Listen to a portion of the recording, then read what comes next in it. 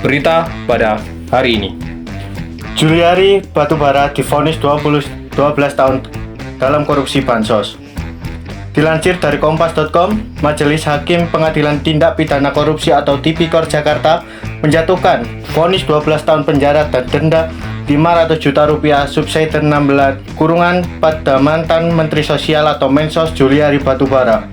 Vonis tersebut dibacakan oleh Ketua Majelis Hukum sekaligus Ketua Pengadilan Tipikor Jakarta Muhammad Damis dalam persidangan Senin 23 Agustus tahun 2021. Dalam perkara ini, Majelis Hakim menilai bahwa Juliari Batubara telah menikmati uang sebesar 15,1 miliar rupiah tahap pertama.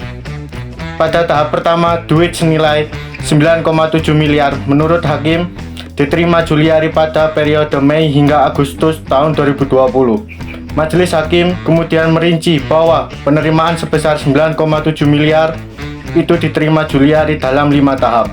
Pertama, diserahkan oleh saksi Matius Joko Santoso dan Adi Wahyono melalui saksi Kukuh Ariwibowo pada Mei 2020 bertempat di lantai 1 ruangan Kabiro Umum Kantor Kemensos Salemba sebesar 1,7 miliar rupiah.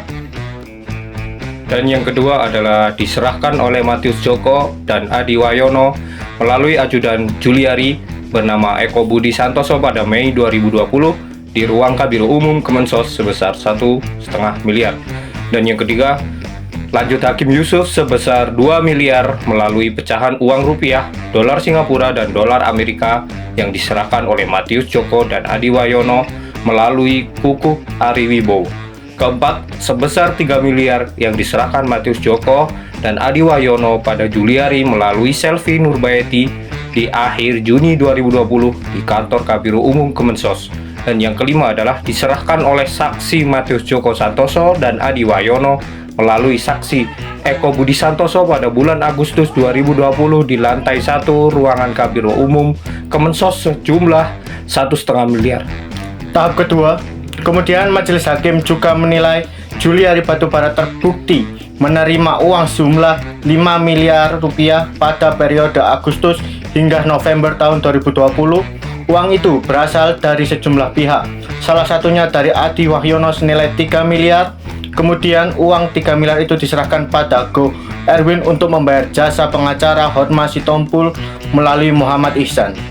Kemudian diberikan pada saksi Hotma Sitompul pada bulan Agustus September pada 2 tahap sejumlah 3 miliar sebagai fee tim pengacara yang menangani kasus kekerasan anak, tutur Hakim. Selanjutnya, Juliari menerima 2 miliar dari Adi Wahyono melalui Eko Budi Santoso pada bulan November 2020 di Bandara Halim, Jakarta. Majelis Hakim memaparkan uang itu diterima Juliari untuk kebutuhannya selama berkunjung ke Kota Semarang dan Kabupaten Kendal.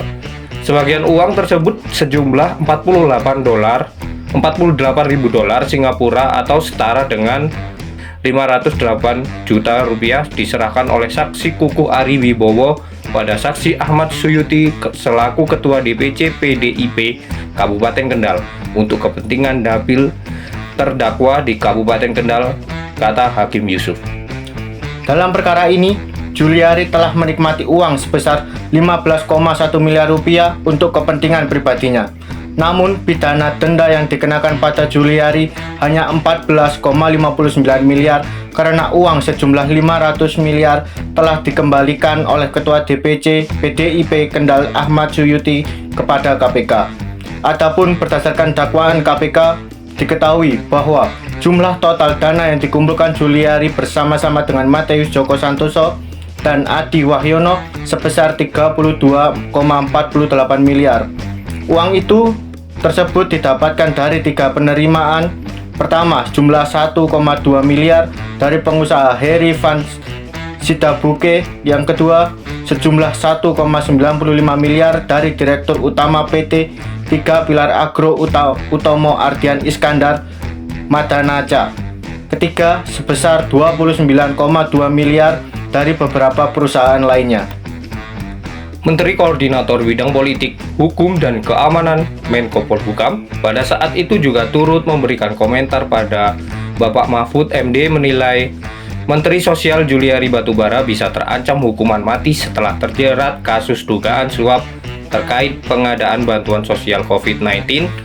Pak Mahfud mengatakan, Juliari bisa terancam hukuman mati kendati KPK hingga kini hanya menjeratnya dengan pasal 12 huruf A atau pasal 12 huruf B atau pasal 11 Undang-Undang Pemberantasan Tindak Pidana Korupsi Junso pasal 55 ayat 1 ke 1 KUHP, ada pasal 2 ayat 2 di UU nomor 31 tahun 99. Kalau korupsi dilakukan dalam keadaan tertentu bisa dijatuhi hukuman mati, ujar Mahfud dalam program Sapa Indonesia Malam di Kompas TV, Minggu 6 bulan 12 tahun 2020. Nanti terserah KPK, nanti kan terus berproses pendakwaan itu, nanti kita lihat, tetapi jelas ada perangkat hukum kalau dilakukan dalam keadaan tertentu, sambung Mahfud. Juliari Batubara ditangkap oleh Komisi Pemberantasan Korupsi atau KPK karena penerimaan suap terkait pengadaan bantuan sosial atau Bansos COVID-19.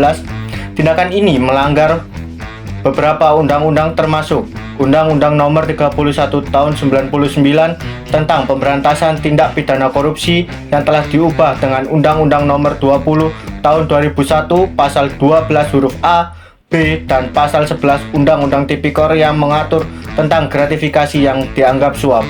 Kasus ini juga menyoroti pentingnya penegakan hukum yang adil dan transparan. KPK berhasil menangkap dan memproses hukum Juliari serta beberapa pihak lain yang terlibat, menunjukkan bahwa hukum tetap berjalan meski melibatkan pejabat tinggi. Kasus korupsi ini menurunkan tingkat kepercayaan masyarakat terhadap pemerintah, terutama karena korupsi dilakukan dalam program bantuan sosial yang seharusnya membantu masyarakat miskin dan terdampak pandemi. Penyelewengan dana bantuan sosial yang memiliki dampak langsung pada masyarakat yang membutuhkan bantuan yang seharusnya meringankan beban ekonomi menjadi tidak optimal dan mengakibatkan penderitaan lebih lanjut bagi mereka yang terdampak pandemi. Kasus ini menunjukkan krisis moral dan etika di kalangan pejabat publik. Hal ini mencerminkan masalah yang lebih luas dalam tata kelola pemerintahan dan integritas individu yang memegang kekuasaan. Kita sebagai mahasiswa harus kritis terhadap berita dan informasi yang diterima, serta proaktif dalam mencari kebenaran. Kritis tidak hanya terhadap pejabat dan kebijakan publik, tetapi juga dalam mengawasi dan memantau pelaksanaan program pemerintah, meningkatkan pemahaman dan kesadaran tentang hukum, etika, dan tata kelola yang baik. Melalui diskusi, seminar, dan kursus, siswa dapat membekali diri dengan pengetahuan yang diperlukan untuk memahami dan melawan korupsi, memegang teguh nilai-nilai etika dan integritas dalam kehidupan sehari-hari. Mahasiswa sebagai calon pemimpin masa depan harus menunjukkan contoh yang baik dalam hal kejujuran dan tanggung jawab. Dengan hal ini, mahasiswa dapat berkontribusi dalam menciptakan budaya anti korupsi dan mendorong reformasi yang diperlukan untuk mencegah kasus serupa terjadi di masa depan. Sekian yang bisa saya sampaikan. Saya Muhammad Rifki Jaya Saputra dan rekan saya Muhammad Cali Saputra Perkasa. Terima kasih.